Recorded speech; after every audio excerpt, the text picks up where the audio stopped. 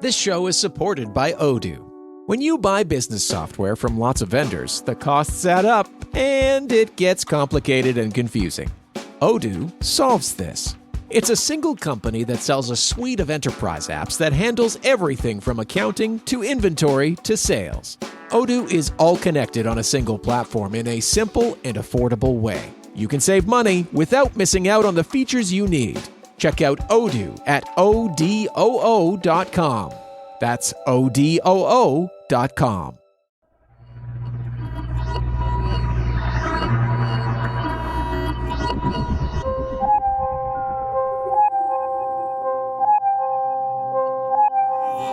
Welcome to Unlike-Minded, a sci-fi audio anthology.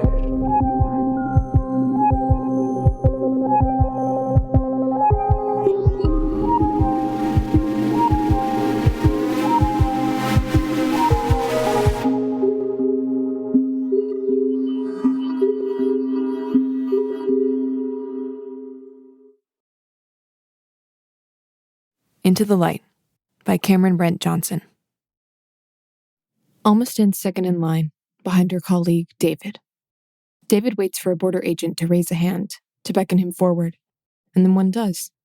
So David moves along, and Alma steps forward, her shoes landing on a yellow strip of tape. The tape is crisp, not yet frayed or scuffed. The line is so quiet. Behind Alma is another colleague, Paul, whom she hardly knows, and behind Paul, there is no one. Just gold stanchions and retractable belts, weaving back and forth like rows of wheat. Past these, through twin lancet windows, is morning light. It bathes Alma's back in warmth. It illuminates floating dust and refracts off the marble floors, and Alma pulls her hair into a bun so she can feel the sun clasp her neck. Then David is through, and the border agent raises a hand once more, and she's walking up, reaching into her pocket for her ID, for travel documents. The boy, because he looks it, studies her face. His eyes lower, and he studies her clothes, her body. He reminds her to remove her watch, for her own safety. So she does, unclasping it and sliding it across. He packs it into a cloth sack and slips it through an inventory slot behind him before taking stock of everything else she has. He asks for her length of stay. She says 1 day, then overnight. He suggests she shorten that. But Alma and her colleagues already have a place to stay, with a woman named Claire. And besides, there is so much to do, and already so little time. He asks if this is her first time below. Alma can sense fear dripping off his chin like spittle. She intuits he has yet to make the journey himself, sequestered behind panes of glass, warning travelers of dangers learned in corporate presentations. She says she is a social worker, and this is her second trip. Her team is studying the psychological impacts of a life spent below ground, breathing artificial air, cohabiting in hypercondensed neighborhoods under severe income restrictions.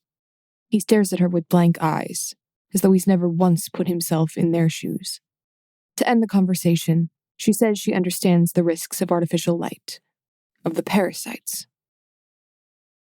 A slim escalator pulls her downward. The descent lasts 10 minutes. The ceiling above her is mirrored, so that when she looks up, she is still looking down. At the base of the escalator is an additional security checkpoint. David is a speck nearly at the base, and Paul is somewhere behind her, and there's nobody ascending opposite, on the escalator moving up.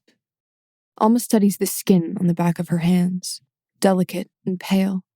She imagines, a few layers deep, calcified lesions in the order of millions, speckled like confetti. She imagines each lesion bursting open, her body transforming as it's ravaged by organisms too small to see. She considers herself lucky to remain uninfected. She struggles understanding what it would feel like to host millions of biological bombs.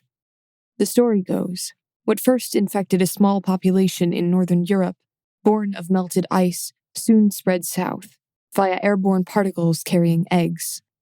It took only days for humanity to realize their plight, to understand the consequences of darkness. Light was found to act as a shield, and complete darkness allowed the parasites to evolve. The eggs were so resilient that nothing short of lethal levels of radiation could destroy them. At least, that's how the story is written. But the first wave of infection was so long ago, Whole populations were cut off to prevent spread and extinction. The most infected cities were carpet-bombed with warheads. The less archaic solution, the below-ground one, was welcomed by many as an alternative to genocide and death. Once at the bottom, Alma and David wait for Paul. As a trio, they slip their documents into a scanner and are given slender green goggles to don. They do so, and immediately their sight flushes with color. The green of the lenses, Alma knows, will counteract the harsh red light that exists down here. Every bulb emits it, a bright infrared. They are given comm cubes, too, like cell phones, with preset numbers and little freedom otherwise. The security patrol beckons them through a revolving door, and Alma, as on her prior visit, feels she's stepping into a tomb, the way the air thickens and gains weight. Immediately, they are beset by sound, cacophonous, emanating from down a lengthy hallway. The underground smells like sweat and pine, the pine filtered through air vents to mimic the outside. It is a stale substitute, like car air freshener, putrid in its unnatural concentration. The bright green in her sight vanishes, as the red lights of the underground are absorbed by the lenses. Everything becomes dim, but her eyes remain protected. At the end of the hallway is an arch, through which people can be seen rushing by like schools of mackerel. David gives her a nudge to pull her attention and points up to a cracked light fixture. The bulb inside is dark and cold. Alma steps quickly beneath it, back into the red pallor of the next fixture in the row. They break through the arch and are swiftly swept up by the flow, shoulder to shoulder, hip to hip. The security does not slow its pace, and so Alma does not slow hers. She makes eye contact with a boy, likely staring because her goggles give her away as a tourist. His pupils are monstrously dilated, having adapted to a lifetime of red. Then Alma nearly trips on a loose-fitted tile, knees knocking into someone beside her, and she loses sight of the boy in the throng. Alma remembers studying a schematic of the underground, how it brought to mind the root-like structure of fungi. It is labyrinthine and meticulously designed, with cramped residences, shopping malls, greenhouses, turf fields, aqueducts, subway lines, entertainment venues, and more, spanning dozens of miles, shoved deep into the heart of the earth. The security deposits them at a nondescript corner outside a small pharmacy, squeezed into a space hardly bigger than a bathroom. It is the place they were instructed to be, within minutes of when they were instructed to be there. Alma has brought with her a backpack, in which is a fresh set of clothes, toiletries, a laptop, charging cables, her notebook, an emergency respirator, and an electric lantern, with a change of batteries. The respirator and lantern are stuffed at the side of the pack, within reach should, God forbid, there ever be a need. Then the patrol departs, a radio blip directing them elsewhere, leaving Alma, David, and Paul in wait, eyes peeled for Claire, their host. The first sign something is wrong is Claire's absence. She received them on the previous visit, and Alma had communicated with her via the consulate the night before. But now, standing outside the pharmacy, nobody arrives to welcome them. The second sign something is wrong is a crackle in the distance, as soft as a whisper. Seconds later, pressures beneath the feet undulate like ripples. Alma touches the nearest wall, the people around her slowing their steps, picking up on the disturbance too. David asks whether anyone else felt that. Paul asks, felt what? People who had been ogling at the strangers with the goggles begin rushing by, paying them no mind. Alma tries Claire on her comm cube, but she doesn't pick up. Within seconds, the pharmacist is on the phone too, and then he's closing shop, rolling down a heavy metal gate. Alma notices his brow furrow as he pushes into the crowd and slips out of sight, and she only wishes she had the chance to interrupt him, to ask what had disturbed and sent him away. We should go to Claire's, Alma says. There is an urgency to her voice. Yes, says David, though it might be difficult to remember the way. Are you sure we can find it? Alma leads. In truth, she remembers every turn, every stairwell and tunnel that will bring them there. It is a left, then a right, then straight for the length of 4 city blocks, if they can be called blocks. Then another right, into a stairwell leading down, the underground less flat and existing more in layers, like a cake. She remembers Claire's on the 4th level down, So they descend 4 flights and spill out onto a catwalk above an atrium, a recreational complex housing a pool where people are hurriedly drying off. This way, Alma says with confidence as they exit the catwalk and enter a tunnel, the entrance to the subways. There are no turnstiles here. Travel is free, the only payment that you must live here in the first place. They step onto the platform, awaiting the arrival of the train. Paul pulls a chocolate bar out of his pack and offers Alma a square. She accepts it and lets the chocolate melt on her tongue as the train catapults into the station and skids to a stop. They board it, reminding themselves to exit at Belmore, where the walls are painted with gardenscapes and the scent is more floral, an eternal springtime. On her last visit, Alma wanted to tell Claire that the smell was too sweet, like candy. To smell flowers is to experience weightlessness, a loss of gravity in the skull. But then Claire remarked how lovely the artificial scent was, that it was her favorite part of waking up each morning. So Alma let it be. When the train reaches Belmore, it does not stop. It barrels through at full speed, past people screaming on the platforms. Alma turns to look through the nearest window and is startled when a bottle of liquid bursts across the glass, thrown by someone outside, a blur of a face. "Why aren't they stopping?" comes David. "I don't know," manages Alma, her mind working it over. "The crowd outside," Paul says. "Look at them. They're so dense. They're so angry." It only takes 6 seconds for the bedlam of the platform to disappear, as the train enters a tight tunnel. A mother nearby is clutching her daughter, startled by the brief encounter, the shrillness of it all. The daughter makes eye contact with Alma, her pupils like saucers, or pits, and Alma can't help but look away. An automated voice comes back over the intercom to announce the following stop. It makes no mention of the skip or the commotion. "We'll get off at the next one," says Alma. "We'll trace our way back." Paul seems less sure. What if that's not a good idea? David trying to place a call on his comm cube, and then he's trying again, growing impatient. Damn it. He says he's lost service, or it was never working in the first place. Alma and Paul confirm theirs are non-responsive too. "Maybe it's just this section of the tunnel," says Alma. "When we get out, we can try again." The train stops at a place called Midyat, and the platform here is overcrowded too. Alma squeezes sideways past boarding passengers. She asks a woman sitting on a platform bench why there is a crowd today in place of a trickle, but the woman returns an empty stare before muttering something in Turkish. Studying the nearby signs, David realizes their mistake, that they've exited in a foreign jurisdiction. Though by the time he relays this to Alma and Paul, the train's doors have already closed, its carriage accelerating again in forward motion. "Do you speak English? Excuse me, do you speak English?" Alma switches to Russian, which she knows enough of to get by. "Do you speak Russian? English? Russian?" Turkic languages being so removed from Slavic ones proves an insurmountable hurdle. And before long, Alma stops asking. David, meanwhile, has slipped his comm cube into his pocket and given up on finding service. They instead watch people hurry toward the trains, tugging luggage, extra shoes tied by the strings and slung over shoulders, strange pets yowling in compact crates. "We have to move east," Alma says. "Was that east we came from?" asks David. The most trafficked subway lines move east to west. Every jurisdiction is identically mapped, though neighboring ones are rotated in relation to each other, Alma adds. "So we should be able to find our way." Paul, his slim face tense with suspicion, interrupts and says their onboarding guides didn't include any maps, so how could she possibly know her way around so well? Alma realizes she's said too much. As she averts Paul's glare, David wonders aloud whether there might be an ongoing threat in Claire's neighborhood. It would explain why the train didn't stop, he says. There is a boom. Less a whisper this time.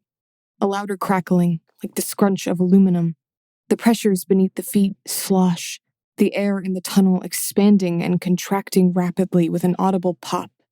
A hairline crack spiders across the floor and up the nearest wall before working diagonally across the ceiling above Paul's head. Alma feels suddenly nauseous. They return to the platforms. Perhaps they are earthquakes. The station is so crowded, so boisterous, people uneasy in the aftermath of the most recent tremor. David rises to his toes so he can peer over the shoulders and heads of those in front of them. He spots a train with open doors on the tracks, though it does not move. Electric screens above the doors flash X's. "I think the subway's gone out of service," he says. Then the light fixtures above their heads flicker, and all the platform breaks out into abject pandemonium. Alma has no say when the crowd shifts, and people begin spilling back into the depths of the Turkish jurisdiction, away from the flickering. She becomes separated from David and Paul by the pushing, shouting out for people to stop their stampeding, but her voice is one of hundreds and not nearly the loudest. It is also in a language no one around her understands. Someone clips her face. She's not sure whether intentionally or by accident, and her goggles are ripped from her head. She is assaulted with bright, harsh red, so red she wonders whether her eyes have been covered in a film of blood. The color lashes her like a whip, and she looks desperately to the ground, but her goggles are gone. Whether stepped on and shattered, or stolen, or bobbled along frantic arms and heads like plastic floating on a sea of people, she is not sure. She is simply without them now. She lets herself be carried by the tide till she finds an alcove to slip into, a rough-walled inlet leading to a chapel with low cedar pews. Moments later, David slips out of the stream and presses beside her, panting and wet. He smells rancid. "A woman vomited on me," he says. Then, "Your goggles." "I'm fine," Alma lies. "My eyes are already adjusting." He peels off his sticky shirt and digs through his pack. As he wipes himself down and pulls on a sweater, Alma checks her comm cube. Still no service. "I didn't see Paul," David says. "The flickering," comes Alma. "It's dangerous to try finding him now." What she doesn't say is, she is desperate to be free of his scrutiny. David slows his breathing. "Do you think the air purification systems might be failing too?" He delicately pulls his respirator from his pack, and Alma takes out hers. "You have your lantern?" Alma nods as she slips the respirator over her head, securing it to her mouth and nose. "Then let's keep moving. Let's not talk about the lights." Alma and David take the main thoroughfare deeper into the jurisdiction, past a closed grocer's and shuttered shops. "This way," Alma says, her voice now muffled behind her mask. She pulls David along, and they pass through an underground mall, a few protective grates broken open, wares ransacked. They reach a bridge over a wide aqueduct and notice the walls on the other end painted to look like a garden. "Belmore," Alma says, pointing. "Do you smell it? Like flowers, but sweeter?" The foot traffic in this area is less a swell and more a trickle, the majority of the Turkish horde moving back toward their residences, perhaps following an exit strategy planned previously and known only to them. As Alma and David cross the bridge, the sound of trickling water beneath them, the lights flicker once more, and David grabs Alma's wrist to stop her. He says, "We find Claire quickly, but we can't stay. Do you understand? We go back to the escalators, we go up, into the light." Alma nods, but her mind is a whizzing turbulence. The infrastructure below ground was touted as accident-proof. Its original residents were moved below by need, already infected with the nascent stage of the parasites. The health ministry deemed them a public health risk and ignored protests against mass internment. The government's most palatable option, they claimed, was below-ground containment, burying people in the same way they had for centuries buried mounds of trash. Internment was given a new name and touted as a lifestyle. Because infected pregnant women transmit parasites to offspring in the womb, generations of below-ground dwellers were born and raised without open air and the sun. Their living conditions could be fully controlled, air circulating nebulized antibiotics and antiparasitic solvents, high-energy infrared light penetrating the skin and disabling evolution. Alma realizes, if these systems are dropping, she might have already breathed in the parasites, and an infection has begun anew in her. Without lights, this infection would progress, not only in herself, but in the entire below-ground population. Some stories say the transformation takes only minutes for the densest infections, by which point people become unrecognizable. Alma is many paces ahead of David when she reaches Claire's residence. She knocks, and when nobody answers, Alma discovers the door's unlocked and lets herself in. She isn't fully surprised Claire's not home, because they haven't come across a single resident since entering Belmore. A frightening realization to Alma that she puts out of mind as best she can. She immediately pushes through Claire's living room and miniature kitchen, entering her bedroom. When David enters the apartment behind her, he's surprised to hear the sound of drawers opening and closing. Alma, what are you doing? She doesn't respond, so David pushes toward the small bedroom too, right as Alma bolts out of it. Alma? David peers in and notices clothes strewn about, drawers half open and dismantled. Papers and books are strewn across the floor and a small wooden desk in the corner. He realizes much of the books are tattered scientific texts. He yells out, Alma, was it like this already? What happened? David hears more ruckus from the living room and kitchen behind him and knows Alma is creating the mess. He moves toward the desk, bends down, and picks up a slip of loose-leaf paper. He begins reading it, and then his brow tightens, his eyes widening. Back in the kitchen, Alma works her way drawer to drawer, pulling aside pots and pans, searching for something. There is a distant boom, like a scrunch of aluminum, and then a shift in air pressure. But this time, Alma pays it no mind. She now knows what the booms are, and though they frighten her, they no longer surprise her. Alma! Alma! She stops. She turns and sees David standing opposite, directly beneath a light fixture, so it appears as though his head is aflame, bathed in deep red. He holds a bundle of papers. What are these? What are what? These. He holds them out, but Alma does not move. They're security changeover logs, she says. And she has them because, comes David. And the illegal books? Another distant boom interrupts them.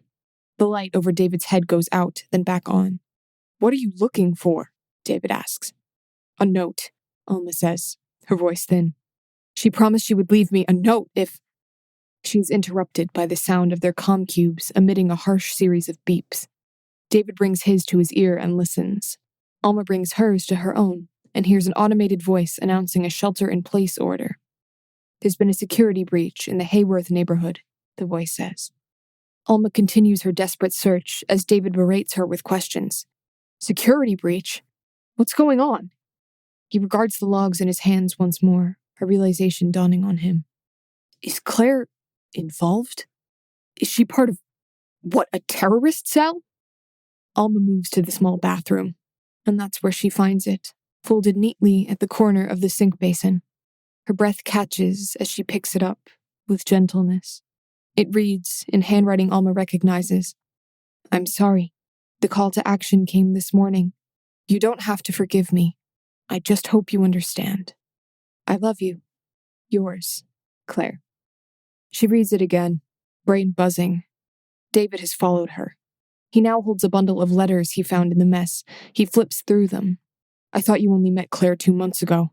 But these letters, they go back years, he says. How long have you two been writing? Alma hardens. She tries pushing past David, but he blocks her path, shoving her back into the bathroom. Answer me, he says. How long have you been writing? I've known her for 6 years. Your first travel document stamp was 2 months ago. How is that possible? My first trip was 6 years ago. He stares at her. He blinks. He looks on the verge of breaking. So it's true, he says softly. Illegal tunnels and access points. A few. Yes, she says. Have you been helping the terrorists? Is that why you know how to navigate so well down here? Alma doesn't answer this time. Instead looks around the bathroom for something to brandish as a weapon if need be. Do you support their violence, Alma? She wants to tell him. She wants to say everything on her mind, everything Claire has shared. That forcing people below ground is inhumane. That science curriculums shouldn't require government clearance. That much of the science around the parasitic infections is unsubstantiated, files sealed and locked in dark rooms. That the government benefits from keeping people below ground, even if the infections healed over the years. And especially if the parasitic infections never existed in the first place. Because there has always been the possibility, in Alma's mind, that the hysteria around parasites is a campaign to frighten much of the world into subjugation, and the rest of it into compliance. The idea itself wriggled into her brain like its own parasite, and she has been unable to shake it. I have to report you. You understand that, don't you? Comes David. Alma grabs the closest thing within reach, a ceramic toothbrush holder, right as the lights in the entire apartment go out. This time, they don't flicker back on. Alma blindly lunges, swinging the ceramic cudgel, connecting with soft tissue and feeling the heat of blood spatter across her hand. A body thumps to the ground in the dark, and Alma fumbles over it, feeling her way back towards the apartment's front door. She slings her backpack around her body and pulls out the lantern, turning it on with the turn of a dial. It immediately emits radiant light in all directions, a deeper and darker red, almost a purple. She catches sight of David's felled body behind her, blood already pooling across the floor. She tells herself she had no choice. As it is, if she's to find and protect Claire, she's nearly out of time. Alma runs as fast as she can through the corridors of Belmore, her lantern swinging wildly in her grasp, the light dancing off the walls and casting shadows that shift and mutate with every frantic step. She turns right, then another right, then a left, approaching the central square of the neighborhood. She follows a path she's walked dozens of times over the course of 6 years. Her first trip below, through a hidden tunnel, was with a group of urban explorers, mostly kids who'd dug the way themselves. She met Claire on that trip. After each visit, the two would exchange letters, which they agreed to open only once apart, to remember each other by. The initial plan was to calmly protest, but this only resulted in people disappearing. As a result, there were those within Claire's circle who believed in violence, and Alma found herself unable to argue against it, seeing how anything short of violence was contained, manipulated, and forgotten. Alma became a social worker to gain access to official crossings. She taught Claire about the guard schedules, their protocols, and Claire shared underground schematics in return. Rumors spread above ground about a terrorist sect gaining a following below. But terrorism, Alma realized, was a label so often branded upon the fists of people fighting back. Alma reaches the square. Beyond the light of her lantern, at the square's perimeter, the darkness is overwhelming and still. Alma spots a discarded shoe, the size of a child's, near a water fountain. She hears screams in the distance, piercing and quick. The people screaming are simply afraid of the dark, Alma tells herself. They are human, as they will remain. They are not becoming monsters, and there are no parasites consuming them. She repeats this belief in her head like a mantra. She wills herself to hold tight to courage. She enters an access stairwell that leads up, and she begins her ascent from the 4th level to the 1st. Screams in the darkness become more frequent. Alma realizes they sound like dying dogs. She hears others crying. Then there's a patter of footsteps behind her, and someone unseen is shouting about her lantern. She frantically shuts it off, scared that she'll be descended upon and attacked. She runs up the rest of the stairwell in the pitch-black dark, until the footsteps behind her quiet and grow distant. She turns on her lantern once more. The security checkpoint is nearby now. She expects she'll reach it after 5 more minutes of running. Alma does not need her lantern by the time she finds the checkpoint, because emergency floodlights bathe the surrounding atrium in white. A horde of people has assembled, freshly packed, basking in the white even as its cold pallor illuminates their sunken cheeks, their sallow skin. She reasons there must be at least 1,000 of them. Alma stands on the edge of the crowd, peering in. Though the bodies are too numerous for her eyes to land upon any single face, their voices rise up like a choir, discordant and shrill. She finds a chair to her left, alone outside a shuttered cafe, and climbs atop it. She looks over the people and is frightened by what life underground has done to them. They cover their eyes, unfamiliar with brightness. Their appearances are more pronounced under the white light than they ever were under the red, and Alma realizes their hair is so thin, scalps visible beneath uneven clumps. She tries screaming Claire's name, but her voice is drowned out by the wailing. She sees a man in the crowd, near the front, who is not pale, and realizes it's Paul, her lost colleague. She sees he is still wearing his green goggles, even under the floodlights. He's wearing his respirator, and holding up his ID, begging to be let through. Then Alma spots her. Claire is working her way through the crowd, toward the line of security officers brandishing batons and guns. Her hair is more vibrant than Alma remembers, brighter and deeper in color than the red ever allowed it to be. Alma screams her name another time, and whether Claire hears her or simply turns by chance, she turns, and their eyes meet. Claire mouths something. Alma is not sure what. The next second, Claire's body explodes, the vest under her shirt detonating. The wailing is replaced by silence, full rather than empty, strings of blood trickling their way out of Alma's ears, her nose. She is on the ground, knocked clean off the chair, beaten in the chest by rubble, dust aflutter. She coughs, but does not hear it. She screams, but does not hear it. Her breath does not come to her, not in the way she's grown accustomed. When sound does make its way to her, it is warped and brutal. It is the sound of something in the dark coming toward her. It is the sound of people rising to their feet and climbing over eviscerated slabs of meat. It is feet pounding up steps, of bullets doing their job.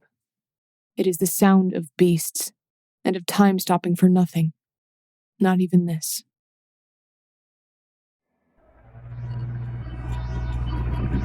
This has been Unlike Minded, a sci-fi audio anthology.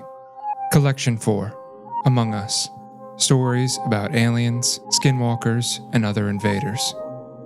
Into the Light was written by Cameron Brent Johnson and narrated by Grace McGory. Unlike Minded is an August year-round production, created, produced, and edited by Robbie Hyne.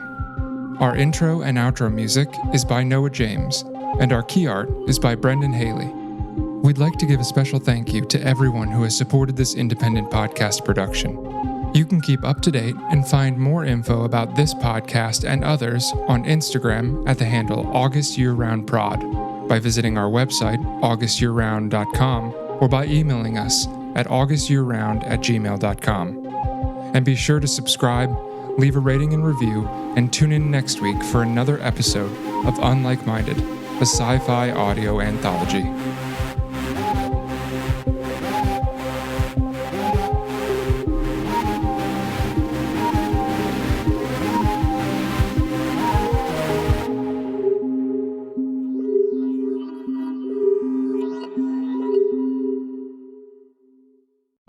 The Fable and Folly Network, where fiction producers flourish.